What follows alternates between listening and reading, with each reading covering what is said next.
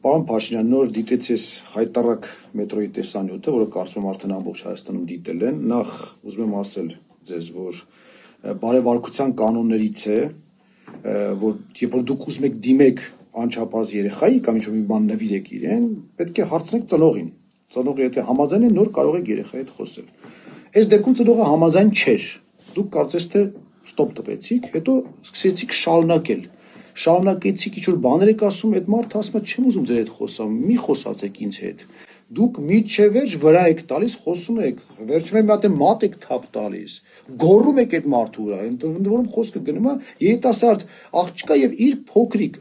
անչափահաս երեխայի մասին, որը վախեցած հետո կադրում երևաց, նայում էր թե ինչ է կատարում իր մոր հետ ու ինչ որ մի հատ մարդու հետ։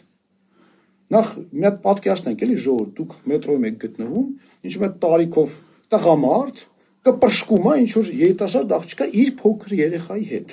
Առաջին ռեակցիան ո՞րն է նորմալ մարդու, որ սանձի այդ մարդուն, չէ՞։ Եթե չի կարողանում վնասազերծի, մյուսը պետք է զանգի ոստիկանություն, որ ոստիկանություն գա, հանի իրան վագոնից, որ վագոնի ժողովուրդը հանգի շարունակի իրենց կյանքը։ Սա համակեցության կանոններն է։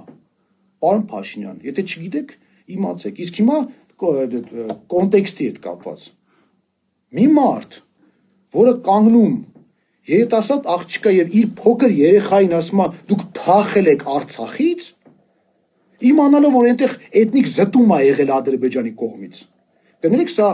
անմարդկային բառացի, անմարդկային վերաբերմունք է,